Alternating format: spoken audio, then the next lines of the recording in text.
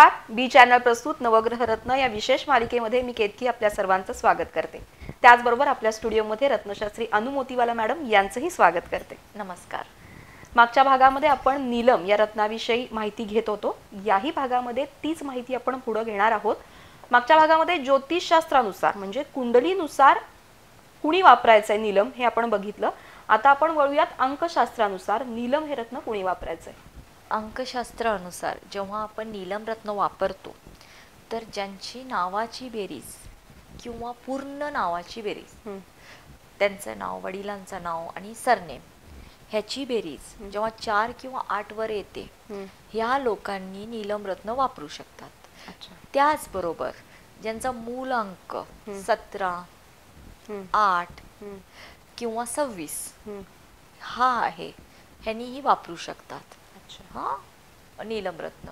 फक्त काय अंकशास्त्रानुसार जेव्हा तुम्ही नाव चेंज करू शकता, बेरीज पण असते, पण कुंडलीला ते सूट करत नाही. तर ह्या लोकांनी जेव्हा अंकशास्त्रानुसार वापरतात त्यांनी त्याचे उपरत्न वापरावे, डायरेक्ट नीलम वापरू नये. अच्छा. ह्याचे उपरत्नांमध्ये लाजवंती आणि ॲमेथिस्ट आहे. अच्छा. ते ह्या लोकांनी जेव्हा आपण फक्त त्यांना असं वापरायचंच आहे नीलम, मला नीलम वापरायचंय, त्याचं फळ घ्यायचंय, माझी तारीख जन्मतारीख 17 आहे किंवा 26 आहे किंवा 8 आहे असं त्यांना वाटतं. काही वेळेस असं वाटतं की माझी महादशा शनीची आहे, माझी 7.5 चालू आहे शनीची. ह्या लोकांनी पण उपरत्न वापरावे, डायरेक्ट रत्न न वापरता नीलम. नीलमचे इफेक्ट लवकर येतात, त्याचे वाईट अनुभवही होऊ शकतात. म्हणून त्यांनी त्याचे ॲमेथिस्ट, तुम्ही ब्रेसलेट वापरा, ॲमेथिस्टची अंगठी वापरा, लाजवंती वापरा, चालतं. ठीक आहे. त्याची तीव्रता कमी होते. जर काही हा रत्न तुम्हाला सूट करत नसेल तरीही उपरत्नानं नुकसान होत नाही. उपरत्न ही तीव्रताला कमी करतात, बरोबर, म्हणून वापरू शकतात. अच्छा. मग नीलम हे रत्नाबरोबर उपरत्नही वापरू शकतो का की नाही, त्याच्या एकावेळी एकच वापरणं गरजेचं आहे? चालतं वापरलं की. एक तर काय करतात, आता मी तुम्हाला सांगते, जेव्हा आपण जुमानी फॅमिलीला बघतो, श्वेता जुमानी असू दे, त्यांचे भाऊ असू दे, ते तर एवढे मोठे ॲमेथिस्ट वापरतात, ते डायरेक्ट नीलम वापरत नाही. अच्छा. हां, ॲमेथिस्ट ते त्यांनी तर ॲमेथिस्टचं मोठं स्टँड पण ठेवले. आणि हा वर्ष जे आहे 2024, हा सॅटर्न हे शनीचा वर्ष. अच्छा. 2024 ह्याची बेरीज 8 येते आणि हा वर्ष पूर्ण शनीचा आहे. तर हा वर्षी आम्ही बोलताना पण बोलले होते की शनीची तुम्हाला तीव्रता कमी करायची आहे. तुमच्या आजूबाजूचा जे सराउंडर आहे, तुमच्या आजूबाजूची जी माणसं आहेत, त्याला तुम्हाला शांततेनं पूर्ण काम करायचं आहे. या वर्षी सर्वाईव्ह करायचं आहे, तर तुम्ही तुमच्या जवळ ॲमेथिस्ट ठेवा जास्तीत जास्त. शांत ह्या वर्षाचं जे बोलतोय ना, रखरख खूप आहे. अच्छा. हा वर्ष पण असं आहे की 6 महिने तुम्हाला कष्ट केल्यावर 6 महिने फळ मिळणार आहे. अच्छा. म्हणजे 6 महिने तुम्हाला खूप कष्ट करावे लागेल. काही लोकांना हा वर्ष शनीचा असल्यामुळे खूप फायदा देणार आहे. ज्या लोकांनी खूप पहिले सहन केलंय त्यांना ह्या वर्षी त्यांना त्याचं फळ मिळणार. अच्छा. आणि काही लोक जे सुख उपभोगलेत त्यांना थोडा इथं त्रास होऊ शकतो. अच्छा. तर ह्याच्यासाठी त्यांनी आपल्या ऑफिस टेबलवर किंवा आपल्या जवळ आपण झोपताना ॲमेथिस्टचं तुम्ही काही पण ठेवू शकतोय, मम्मी किंवा एक ट्रायंगल किंवा एक थोडासा छोटा गोळा किंवा आपल्याजवळ ॲमेथिस्ट. अच्छा. हां, हे तुम्हाला शनीचे छान इफेक्ट देईल, पॉझिटिव्हिटी देईल. अच्छा. ज्या ग्रहाचा तुम्हाला हे होतो, भीती वाढते, त्या ग्रहाची तुम्हाला फायदा होऊन जाईल त्याचा. आता तुम्ही म्हणालात की हे शनीचं वर्ष आहे, मग ज्यांना 7.5चा काळ सुरू आहे त्यांच्यासाठी हे वर्ष कसं असणार आहे? ज्यांना हा वर्ष शनीचा आहे आणि जे राशांना 7.5 आहे, काही आता बघितले मकर राशी, त्यांची मार्च लास्ट टप्प्याचे, कुंभ मीन राशीची सुरुवात झालेली आहे. शनीची सुरुवात म्हणजे हा आता शिखरावर आहे. मग शिखरावर असताना तर ह्या वेळेस काय होतं की कष्ट करावं लागणार. सुरुवात झालेली आहे पण तुम्हाला फळ पण छान मिळणार. शनी इझी देत नाही, काय करतो, थोडासा तयार करतो माणसाला, त्या परिस्थितीत जगण्यासाठी तयार करतो.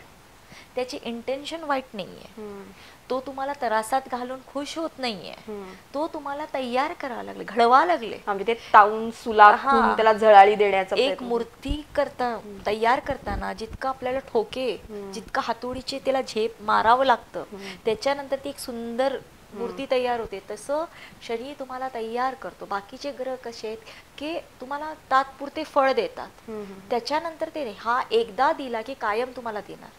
एकदा जर शनी शुभ लाभला की तुम्हाला आयुष्यात तो कधी वाईट गुण देणार नाही. अच्छा. हा म्हणून म्हटलंय हा एकमेव चमत्कारी ग्रह, सुंदर ग्रह आहे. सर्व ग्रहांमध्ये हा सुंदर ग्रह आहे. गतीनं स्लो आहे, पण त्याला मार्गामध्ये दगड टाकून परीक्षा घेऊन मग फळ द्यायला मजा येते. अच्छा. नंतर 7:30च्या काळामध्ये नीलम धारण करू शकतो का आपण? 7:30च्या काळामध्ये तुमचे 7:30मध्ये तुम्ही किती शनी तुमचं हे आहे बघून तुम्ही वापरू शकता. ते काय मी म्हटले की 7:30 किंवा न्यूमरॉलॉजी अनुसार जेव्हा वापरताय तर तुम्ही उपरत्ने वापरा. बरोबर. तुम्ही डायरेक्ट वापरू नका.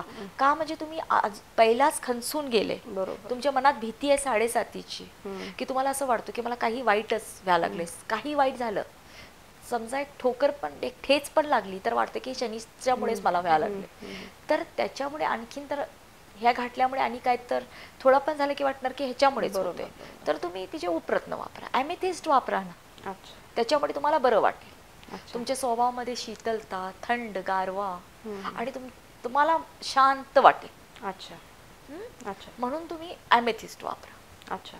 म्हणजे आपण आता ज्योतिषशास्त्रानुसार आणि अंकशास्त्रानुसार नीलम कुणी वापरायचं ते बघितलं, तसंच आता आपण रेखाशास्त्रानुसार कुणी वापरायचं ते बघूया.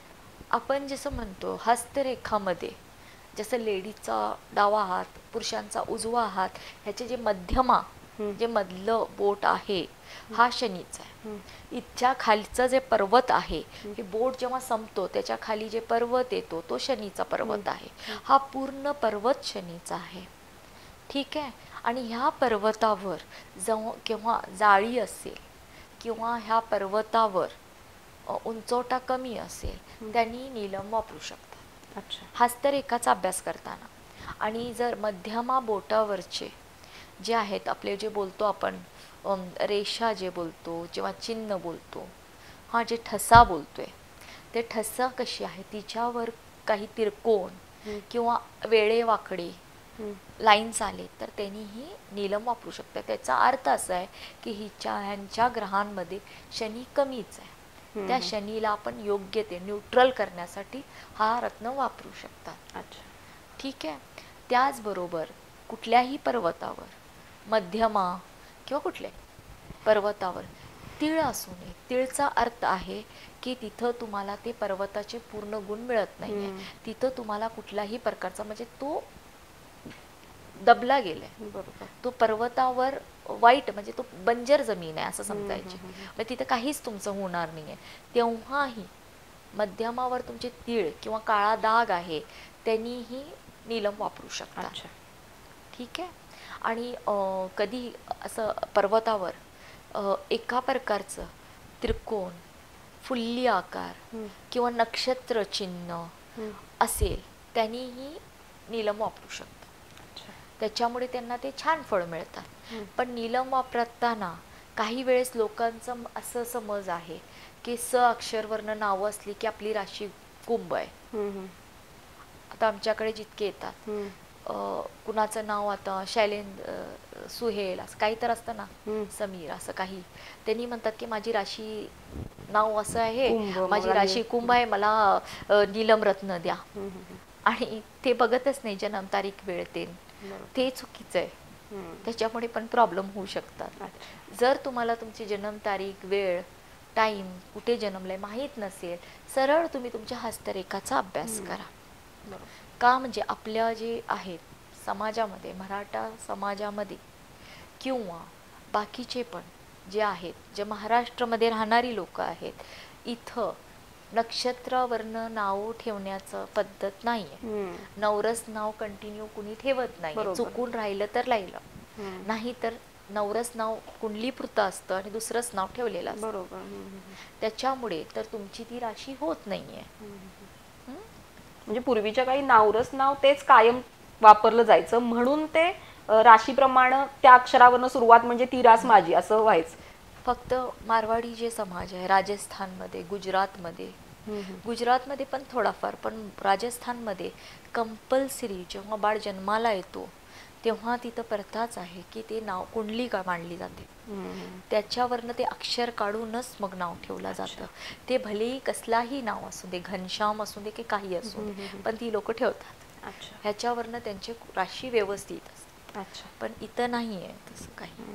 अच्छा, आता आपण तिन्ही शास्त्रानुसार बऱ्यापैकी नीलम हे कुणी वापरायचं ते बघितलं, तर त्याच्याबरोबरची शुभरत्न आणि उपरत्नही पाहिली, तर ह्याच्यासाठी कोणता धातू वापरावा, म्हणजे अंगठी जर आपण घालणार असू तर ते कोणत्या धातूत असेल?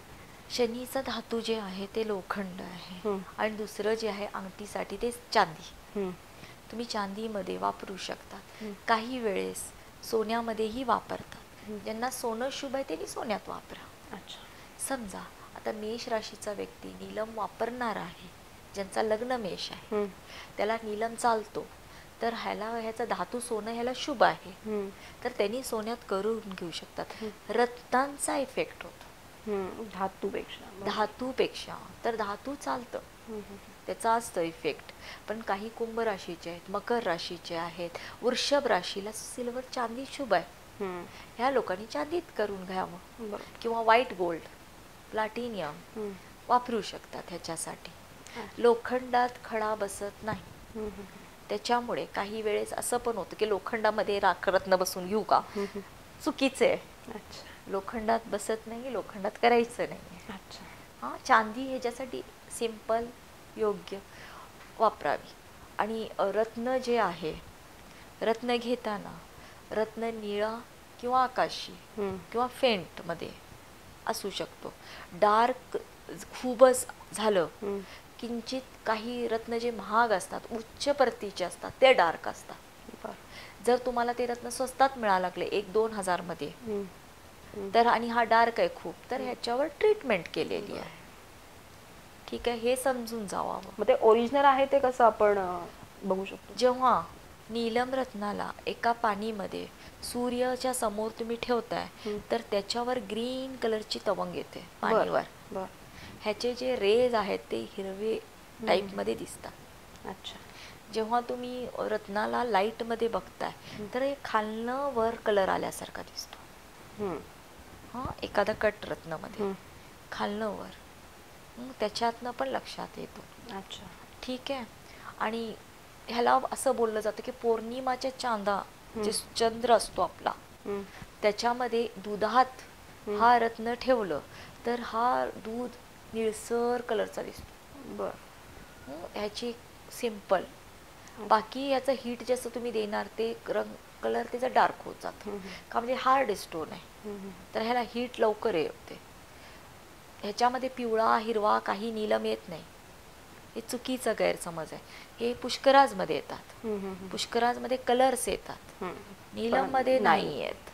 ठीक आहे, त्याच्यामध्ये फक्त थोडासा हलका स्काय ब्ल्यू, आकाशी किंवा डार्क, म्हणजे निळ्याच्या छटाच एवढेच येतात ह्याच्यात. हेच नीलम उच्च दर्जाचे. मग त्याचा धारण करण्याचा विधी कोणता आहे? नीलम तुम्ही धारण करताना ते ह्याला शनिवारी सकाळी सूर्योदय नंतर 1.5 तासाच्या आत ओम शनिचार्य नमः याचा जप करून घालू शकता तुम्ही. 108 वेळ. फक्त कसं याचा टायमिंग सूर्योदय नंतर 1.5 तासाच्या आत, किंवा सरळ संध्याकाळचं, म्हणजे जेव्हा ते मधला पिरियड सोडू. ठीक आहे. मग ह्या नीलम रत्नाचे शरीराशी किंवा आरोग्याशी काय संबंध आहेत? मेंदूचे जितकेही विकार आहेत, ज्यांना फीट येते, ज्यांना मेंदू, ज्यांना असं वाटतं की ते खुडेसारखा वागतात, त्या लोकांनी, त्याच्यासाठी नीलम खूप छान आहे. दम्याचे विकारासाठी, ज्यांना दमा आहे ना, नेत्र, त्याच्यासाठी हा खूप छान आहे. पोटाचे विकार, ह्याच्यासाठीही खूप छान आहे नीलम. ह्याचे तर औषध गुणामध्ये खूप, म्हणजे औषधांमध्ये खूप वापर, भस्मामध्ये, आयुर्वेदमध्ये खूप वापर व्हायचे. बुद्ध लोक नीलम रत्नाला खूप मानतात. आपल्या इथं रशियामध्ये एका म्युझियममध्ये बुद्धाची नीलमची हे बनवलेली आहे, म्हणजे मूर्ती आहे. बर. हे लोक खूप ह्यातला मानतात. काही जे आहेत बुद्ध धर्माचे, ह्यांना ते मानतात की ह्याच्यात खूप दिव्य शक्ती आहे. हा रत्न कसं आहे की शनी, तुम्ही जसं मी बोला, न्याय देणारा, शांत देव धर्मामध्ये त्याला छान केलेले काम. जिथं हा रत्न धारण करून तुम्ही जर अर्धा तास बसून देवाचा कुठल्याही तुम्हाला जे आवडतात देव, त्यांचे तुम्ही नामस्मरण किंवा नामाचा जप करताय, तेव्हा तुमची ताकद आणखीन वाढते. ज्या लोकांना खूप काळापासून आजारी असतात, ह्या लोकांनी जेव्हा नीलम रत्न धारण करतात, त्याचबरोबर त्यांनी आपले जे देव आहेत, ज्यांचे कुलदेव ग्रामदेवत जे आहेत, त्यांचं नाम स्मरण की नामाचा जप करावा. ह्यांना लवकरात लवकर बऱ्या होण्यामध्ये, काही मुक्त जे बोलतोय ना आपण, आजारातून मुक्तता मिळते. ही लोक कधीही आजारी मग होणार. अच्छा. जसा म्हणाला तर पटकन फळं देणार आहे, पण ती अशुभ असतील किंवा शुभ, तर लहान मुलांवरती ह्याचा परिणाम म्हणजे होऊ न देण्यासाठी न घातलेलाच बरा का? लहान मुलांसाठी जेव्हा तुम्ही बोलताय ते तर लहान मुलं जी असतात त्यांनी काहीच चुका केलेली नसतात. ते देवाचा रूपच असतात. मुलं हे देवाघरची फुलंच म्हणतोय आपण. तेव्हा काही विशिष्ट कारणासाठी जेव्हा ते नीलम वापरतात, तर एक रतीच्या वर वापरू नये. आणि मला नाही वाटत की लहान मुलांना काही त्रास होईल. तुम्ही त्यांची फक्त कुंडली बघू का, म्हणजे असं सहज कुणी लहान मुलांना रत्न नीलम तर देणार नाही घालायला. काही वेळेस काही कारणामुळे जर द्यायला लागलंच तर, म्हणजे त्यांना घालणं आवश्यकच असेल तर 1 कॅरेट खूप झाला त्यांच्यासाठी. कारण त्यांच्या वयाप्रमाणे जेव्हा ते बाळ समजा 1 वर्ष ते 15 वर्षापर्यंत आहे, तर 10 ते 15 वर्षाच्या मुलांना 1-2 कॅरेट खूप झाला. 1-1.5 कॅरेट, 1-2 कॅरेट. त्याच्या आतले जे मुलं आहेत ते 1 कॅरेट तितकंही वापरू शकतात, फक्त एक विशिष्ट कारणासाठी, असंच नाही का. म्हणजे पहिलेचे जे आपले जे राजा महाराजा लोक होते, ते छान छोटे छोटे मुलं पण होती, ते पण आभूषणामध्ये नीलम तेन वापरायचे. बरोबर. ते रत्न असायचे त्यांच्या आभूषण मध्ये. ते तेवढंच असायचं की ते कपड्यांच्या बाहेर असायचे, कपड्यांच्या आत, म्हणजे तितकंच त्याचा इफेक्ट असायचा. अच्छा. आणि मग इतर लोकांनी, म्हणजे स्त्रिया असतील किंवा पुरुष, त्यांनी ते किती कॅरेटचं वापरावं? पुरुषांनी 2.5 कॅरेटच्या वर. अच्छा. 2.5 कॅरेटच्या वर कितीही वापरा चालेल. सुरुवात 2.5 कॅरेटच्या वर. आणि स्त्री जी आहे, जे लेडीज आहेत, त्यांनी 1.5 कॅरेटच्या वर कितीही कॅरेटचा नीलम वापरू शकतात. अच्छा. कमीत कमी 1.5 कॅरेटच्या. व्यवस्थित कुंडली बघून तुम्ही कुठल्या कार्यात आहे, तुम्हाला सहनशक्ती किती आहे. एखाद्याच्या स्वभावामध्ये खूप ॲग्रेसिव्हनेस आहे, राग खूप आहे, जे आपण बघतो फेस रीडिंग जेव्हा करतोय, समजा की त्याच्या स्वभावामध्ये अस्थिरता खूप आहे, त्याला फास्ट पाहिजे आहे, आणि स्थिर नाही आहे, तो चंचल वृत्तीचा आहे, त्यांनी नीलम वापरू नये. अच्छा. नीलम संयमानं काम करून शांतपणे फळ देणारा ग्रह. अस्थिर माणूस, चंचल माणूस हे वापर, स्त्री पण असू दे, ज्याला राग येतो, रागाच्या भरात शब्द वाईट निघतात तोंडातून, आणि दुसऱ्यांचा तुम्ही वाईट बोलतात सतत, की तुम्हाला सवयी झालेली आहे की एखाद्याला टीका करायची, वाईट बोलायची, त्यांनी नीलम वापरूच नाही. बरोबर का, म्हणजे तुम्ही जर कुणाला टीका करताय, काही वाईट बोलताय, तर तिथं नीलम तुम्हालाच ते त्रास होणार त्या गोष्टीचा, त्याच्यापेक्षा. तर शनीचा त्याचा संबंध असल्यामुळं, तो स्वतः न्यायप्रिय असल्यामुळं इतरांना त्रास देणं त्यालाही जमणार नाहीये, किंवा जे कोण त्रास देतंय त्यांनाही तो जमवून देणार नाहीये. हो, बरोबर. तर आता आपण नीलम या रत्नाविषयी या भागामध्ये माहिती घेतली. पुढच्या भागामध्ये भेटूयात नवीन रत्नासोबत. तोपर्यंत नमस्कार. नमस्कार.